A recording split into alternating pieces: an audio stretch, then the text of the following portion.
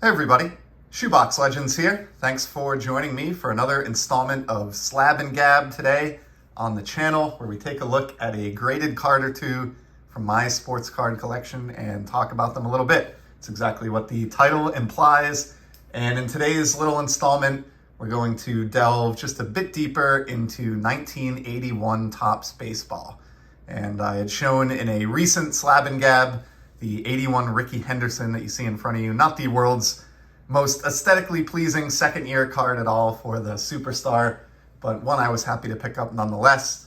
Worked that into a little run of his early career Topps cards that I put together in PSA form.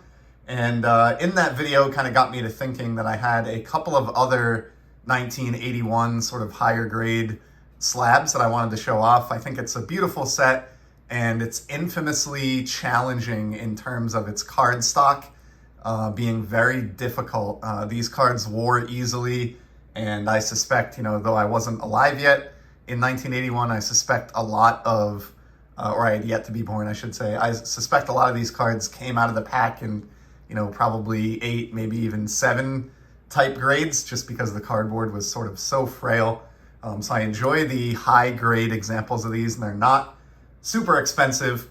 So I had 2 others that I wanted to tack on to the Rickey today in this installment of Slab and Gab. And the first one is one of my big 3 from childhood. He was the only one of my big 3 childhood players that was playing the game in 1981, the great Nolan Ryan. And I've had this one for a long time. You can tell by the old school flip that lacks the hologram or the lighthouse or anything there in the middle. Probably bought this slab, at least 10 years ago, just working on a Nolan Ryan run of all of his Topps flagship slabs from his rookie card through his 1994 finale. And of course had the 81 as part of that, and very fortunate to have this one in a matching PSA 9 to go with the 81 Henderson. So I thought those would make sense to group together here. He was one of my big 3, like I mentioned, alongside Will Clark and Cal Ripken Jr. when I was a kid collector. An interesting shot of Nolan Ryan there. It's not one of his more interesting cards either. However, he's at least wearing a cap, which gives him some points above and beyond the Henderson card there. And it is sort of like an iconic stare that he's giving into the camera. I really do remember that card pretty fondly from childhood. I don't think I had a copy, but I remember seeing it in my local card shops and card shows, things like that. And then the third card, in contrast to the first 2, this is one that I picked up just recently within the last month. This does have a fantastic photograph. And without looking, I didn't take out my big book of Topps baseball cards, to confirm or anything like that. But I believe this is easily one of my favorite photographs in the 1981 Topps set period. And it just so happens to belong to a stellar Hall of Famer. I can't believe it took me as long as it did to add this card to my graded card collection. But this summer finally landed the 81 Topps Eddie Murray. And how about that shot in the dugout? Just standing posed, staring out at the crowd. Got those amazing sideburns. Just a really, really nice photograph. Someone's on the phone in the background there. Got the water jug. Beautiful sunny day. This is just a great baseball image, and I have loved this card for many years. I've had a copy or 2 of it in the collection just because I love the image.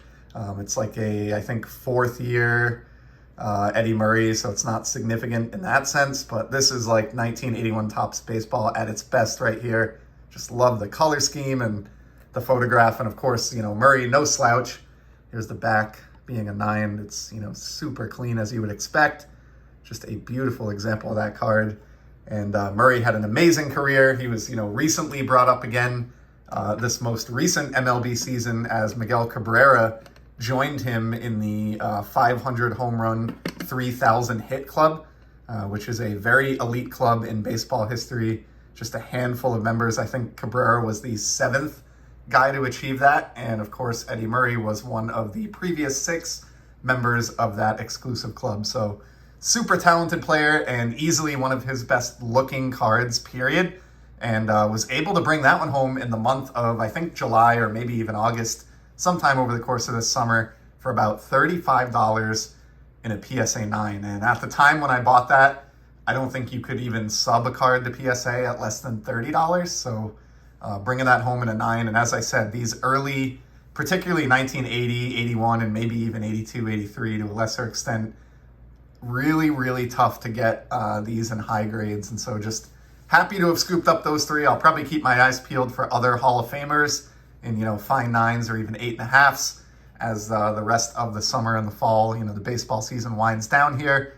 But for today, I wanted to feature those three, and it was a good chance to show off the Nolan Ryan and the Eddie Murray. So I hope you enjoyed this trio of 1981 Topps baseball, and I will certainly be back in the very near future with some more sports card content. Until then, take care and enjoy the hobby.